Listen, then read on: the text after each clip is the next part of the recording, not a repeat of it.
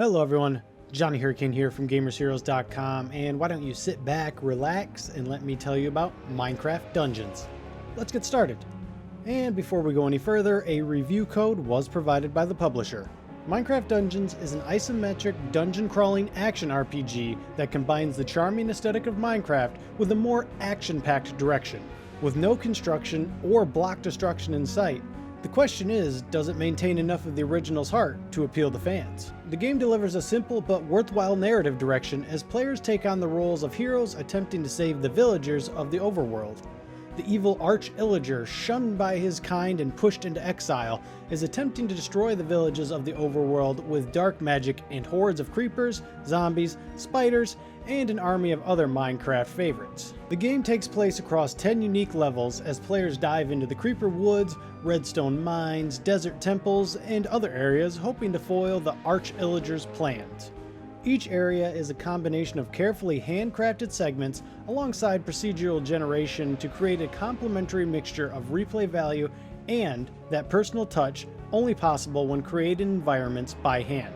It keeps an otherwise short game refreshing throughout, with increasing challenging levels that change each and every time you play. The base campaign can be completed in about 4 to 6 hours, depending on ability and how thoroughly you explore each area, but the game doesn't really begin until you finish the main story. There are 3 base difficulties: Default, Adventurer, and Apocalypse, with each difficulty unlocking once you've completed the end boss fight on a previous difficulty.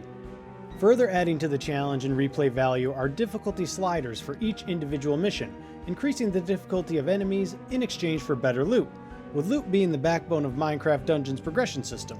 Defeating enemies, taking down bosses, opening chests, and discovering secrets are just some of the activities that have the chance of dropping gear and artifacts. Artifacts are cooldown-based skills that include an area of effect heal, explosive arrows, magic mushrooms that boost your attack, fishing poles, little things like that.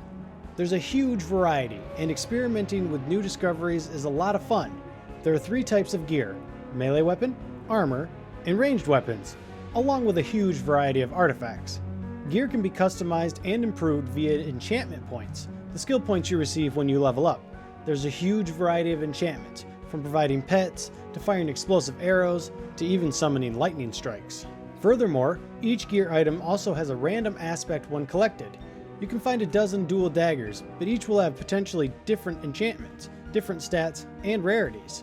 It's an intriguing loot system that really delivers on exciting and rewarding progression system that's only really let down by the lack of opportunities to actually get loot. We often spent 20 to 30 minutes running through a level only to get 1 or 2 items, both of which were scrapped for gems, the game's currency, that lets you buy random gear and artifact items. Although the game's difficulty levels and huge pool of potential loot promise endless hours of replay value, the level design contradicts this direction. Many of the levels lack secrets or chests, often only offering a couple throughout the entire level. Meanwhile, other levels are filled to the brim with interesting secrets to discover and items to find. It bottlenecks players into running the same few levels over and over, ignoring some of the more exciting levels in exchange for a higher chance of progress. Minecraft Dungeons combat is easily the best the franchise has ever offered.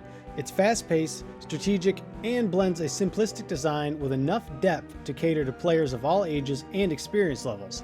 The default base difficulty is a fantastic entry to the genre for the younger audiences, with a very forgiving death mechanic and simple objective-based quests. Finishing the initial campaign, I was disappointed with the ease of the completion, but switching up the difficulty transforms it entirely. I played on PC throughout our adventure in Minecraft Dungeon, a technically flawless experience that didn't suffer any notable issues from start to finish. I would highly recommend that you use a controller to play though. The keyboard and mouse setup is oddly stuck in the click-to-move design, which is clunky and slow, completely contradicting the experience to the fast-paced combat of using a controller. It is also worth noting that at the time of launch, you cannot play on Xbox and PC cross-platform cross-play. You have to be on the same system. They said they'll address this later, but at launch you cannot. Minecraft Dungeons is a dungeon crawling adventure that promises a lot of fun for gamers old and young alike. While its replay value may wane with time, a constantly growing progression system and its various difficulty settings offer a lot for those less affected by the repetition of combat and levels. Alright, that'll do it for me. If you liked what you saw and got what you needed, like, comment, subscribe. See you guys in the next video. Later, Gators.